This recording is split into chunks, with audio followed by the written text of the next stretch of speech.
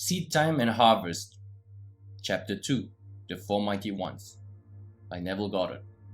And a river went out of Eden to water the garden, and from thence it was parted and became into four heads. Genesis 2:10. And every one had four faces. Ezekiel 10:14. I see four men loose, walking in the midst of the fire, and they have no hurt, and the form of the fourth is like the Son of God. Daniel 3:25. Four mighty ones are in every man. Blake. The four mighty ones constitute the selfhood of man, or God in man. There are four mighty ones in every man, but these four mighty ones are not four separate beings, separated one from the other as are the fingers of his hand. The four mighty ones are four different aspects of his mind and differ from one another in function and character without being four separate selves inhabiting one man's body. The four mighty ones may be equated with the four Hebrew characters Yod, He, Wah, He, from right to left, which form the four-lettered mystery name of the creative power, Yahweh, or even occasionally as Jehovah. From and combining within itself the past, present, and future forms of the verb to be. The tetragrammation is revered as the symbol of the creative power in man, I am. The creative four functions in man reaching forth to realize in actual material phenomena qualities latent in itself. We can best understand the four mighty ones by comparing them to the four most important characters in the production of a play. All the world's a stage, and all the men and women merely players. They have their exits and the entrances, and one man in his time plays many parts. As You Like It, Act 2, Scene 7. The producer, the author, the director, and the actor are the four most important characters in the production of a play. In the drama of life, the producer's function is to suggest the theme of a play. This he does in the form of a wish, such as I wish I was successful, I wish I could take a trip, I wish I was married, and so on. But to appear on the world stage, these general themes must somehow be specified and worked out in detail. It is not enough to say, I wish I were successful. That is too vague. Successful at what? However, the first mighty one only suggests a theme. The dramatization of the theme is left to the originality of the second mighty one, the author. In dramatizing the theme, the author writes only the last scene of the play, but this scene he writes in detail. The scene must dramatize the wish fulfilled. He mentally constructs as lifelike a scene as possible of what he would experience had he realized his wish. When the scene is clearly visualized, the author's work is done. The third mighty one is, in the production of life's play, the director. The director's tasks are to see that the actor remains faithful to the script and to rehearse him over and over again until he is natural in the part. This function may be likened to a controlled and consciously directed attention, an attention focused exclusively on the action, which implies that the wish is already realized. The form of the fourth is like the Son of God, human imagination, the actor. This fourth mighty one performs within itself, in imagination, the predetermined action which implies the fulfillment of the wish. This function does not visualize or observe the action. This function actually enacts the drama and does it over and over again until it takes on the tones of reality. Without the dramatized vision of fulfilled desire, the theme remains a mere theme and sleeps forever in the vast chambers of unborn themes. Nor without the cooperant attention obedient to the dramatized vision of fulfilled desire will the vision perceived attained objective reality. The four mighty ones are the four quarters of the human soul.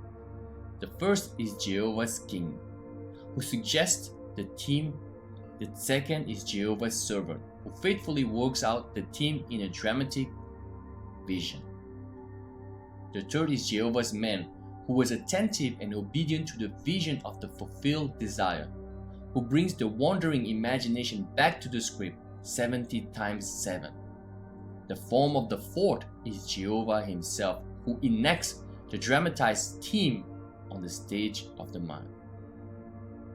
Let this be mine be in you, which was also in Christ Jesus, who being in the form of God thought it not robbery to be equal with God. Philippians 2:5-6. The drama of life is a joint effort of the four quarters of the human soul. All that you behold, though it appear without, it is within, in your imagination, of which this world of mortality is but a shadow. Blake. All that we behold is a visual construction contrived to express the theme, a theme which has been dramatized, rehearsed, and performed elsewhere. What we are witnessing on the stage of the world is an optical construction devised to express the themes which have been dramatized, rehearsed, and performed in the imagination of man. The four mighty ones constitute the selfhood of man, or God in man, and all that man beholds, though it appears without, are but shadows cast upon the screen of space, optical constructions contrived by selfhood to inform him in regard to the themes which he has conceived, dramatized, rehearsed, and performed within himself. The creature was made subject unto vanity, that he may become conscious of selfhood and its functions. For with consciousness of selfhood and its functions, he can act to a purpose. He can have a consciously self-determined history. Without consciousness, he acts unconsciously and cries to an objective God to save him from his own creation. O Lord, how long shall I cry, and thou wilt not hear? Even cry out unto thee of violence, and thou wilt not save. Habakkuk 1:2. When man discovers that life is a play which he himself is consciously or unconsciously writing, he will cease from the blind self-culture of executing judgment upon others. Instead, he will write the play to conform to his ideal, for he will realize that all changes in the play must come from the cooperation of the four mighty ones within himself. They alone can alter the script and produce the change. All the man and woman in his world are merely players and are as helpless to change his play as are the players on the screen of the theater to change the picture. The desired change must be conceived, dramatized, rehearsed, and performed in the theater of his mind.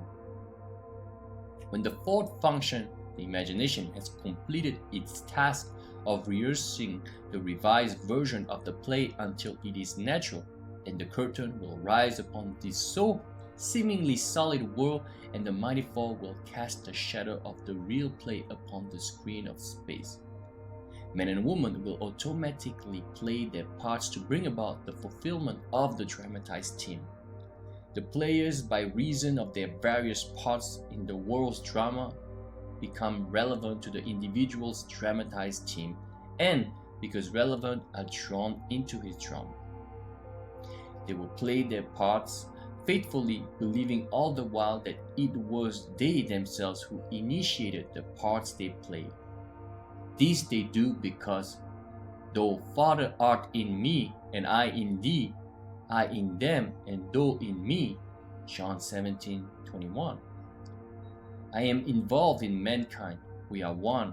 We are all playing the four parts of producer, author, director, and actor in the drama of life.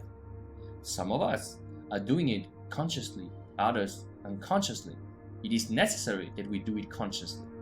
Only in this way can we be certain of a perfect ending to our play.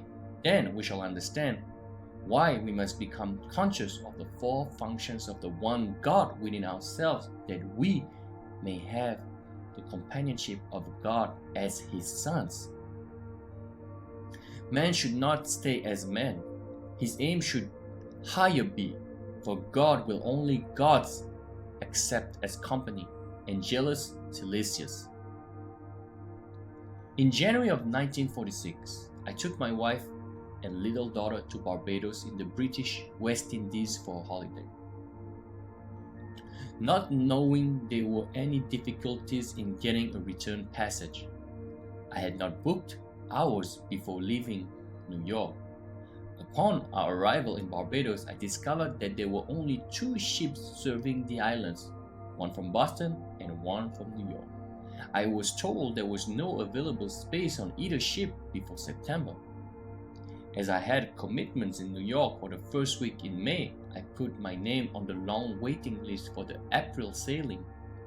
A few days later, the ship from New York was anchored in the harbor. I observed it very carefully and decided that this was the ship we should take. I returned to my hotel and determined on an interaction that would be mine were we actually sailing on that ship. I settled down in an easy chair in my bedroom to lose myself in this imaginative action. In Barbados, we take a motor launch or rowboat out into the deep harbor when we embark on a larger steamer. I knew I must catch the feeling that we were sailing on that ship. I chose the interaction of stepping from the tender and climbing up the gangplank of the steamer. The first time I tried, my attention wandered after I had reached the top of the gangplank. I brought myself back down and tried again and again. I do not recall how many times I carried out this action in my imagination, until I reached the deck and looked back at the port with the feeling of sweet sadness at departing. I was happy to be returning to my home in New York, but nostalgic in saying goodbye to the lovely island and our family and friends. I do recall that in one of my many attempts at walking up the gangplank in the feeling that I was sailing, I fell asleep. After I awoke, I went about the usual societal activities of the day and evening. The following morning, I received a call from the steamship company requesting me to come down to their office and pick up our tickets for the April sailing. I was curious to know why Barbados had been chosen to receive the cancellation and why I, at the end of the long waiting list, was to have the reservation. But all that the agent could tell me was that a cable had been received that morning from New York offering passage for 3. I was not the first the agent had called, but for reasons she could not explain, those she had called said that now they found it inconvenient to sail in April. We sailed on April 20th and arrived in New York on the morning of May the 1st. In the production of my play, The Sailing of a Boat, that would bring me to New York by the 1st of May, I played 4 most important characters in my drama. As the producer, I decided to sail on a specific ship at a certain time. Playing the part of the author, I wrote the script and visualized the inner action which conformed to the outer action I would take if my desire were realized. As a director, I rehearsed myself, the actor, in that imagined action of climbing the gangplank until that action felt completely natural. This being done, events and people moved swiftly to conform in the outer world to the play I had constructed and enacted in my imagination. I saw the mystic vision flow and live in men and woods and streams until I could no longer know the stream of life from my own dreams. George William Russell. I told this story to an audience of mine in San Francisco, and the lady in the audience told me how she had unconsciously used the same technique when she was a young girl. The incident occurred on Christmas Eve. She was feeling very sad and tired and sorry for herself. Her father, whom she adored, had died suddenly. Not only did she feel this loss at the Christmas season, but necessity had forced her to give up her planned college years and go to work. This rainy Christmas Eve, she was riding home on a San Diego streetcar. The car was filled with gay chatter of happy young people home for the holidays. To hide her tears from those round about her, She stood on the open part at the front of the car and turned her face into the skies to mingle her tears with the rain. With her eyes closed and holding the rail of the car firmly, this is what she said to herself. This is not the salt of the tears that I taste, but the salt of the sea in the wind. This is not San Diego. This is the South Pacific, and I'm sailing into the Bay of Samoa. And looking up in her imagination, she constructed what she imagined to be the Southern Cross.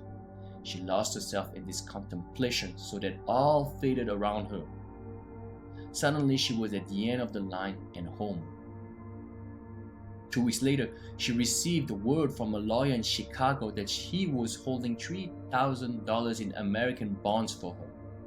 Several years before, an aunt of hers had gone to Europe with instructions that these bonds be turned over to a niece if she did not return to the United States. The lawyer had received word of the aunt's death and was now carrying out her instructions. A month later, the girl sailed for the islands in the South Pacific. It was night when she entered the Bay of Samoa. Looking down, she could see the white foam like a bone in the lady's mouth as the ship plowed through the waves and brought the salt of the sea in the wind. An officer on duty said to her, "There is a Southern Cross," and looking up, she saw the Southern Cross as she had imagined it. In the intervening years, she had many opportunities to use her imagination constructively, but as she had done this unconsciously, she did not realize there was a law behind it all. Now that she understands, she too is consciously playing her 4 major roles in the daily drama of her life, producing plays for the good of others as well as herself. End of this chapter. Thank you so much for listening. I hope you guys liked it. If you want more of this type of content and even more varied type of this content, please like, share, and subscribe. Thank you so much for listening once again. If you need any guidance or coaching, links are in the description box below. Thank you so much, and see you very soon.